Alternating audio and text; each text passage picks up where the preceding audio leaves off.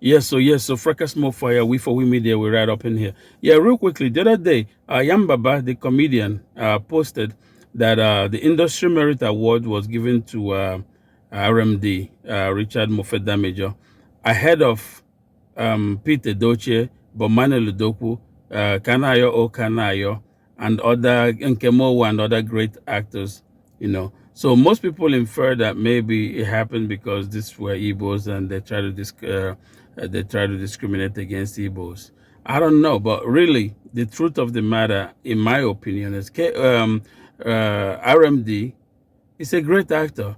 Back in the day, he did his thing. So maybe the organizers of the awards are just judging based on what he did when he did them.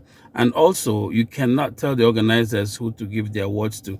That's one of the ways black people in America started doing things better for themselves. Back in the day, white people would just have award shows and just give to whomever they wanted.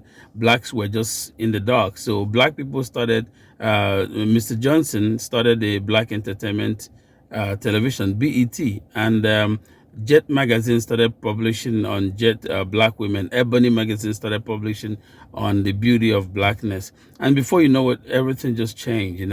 So I'm encouraging our people, try to set up your own award shows that will be very, very influential so that in the future you can write your own history and give out your own narratives. Give out the awards to whom you think, to the people you think are deserving of them, as opposed to always crying about people who did not give us the awards or whatever, or who don't end up giving up the awards to us when we think we're deserving of them.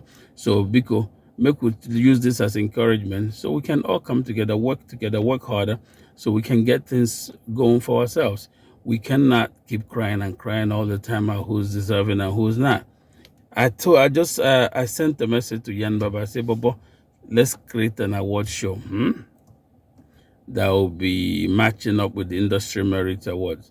So you can, have your own contribution, choose who you think is the best, and then keep it going. Don't let's just not complain.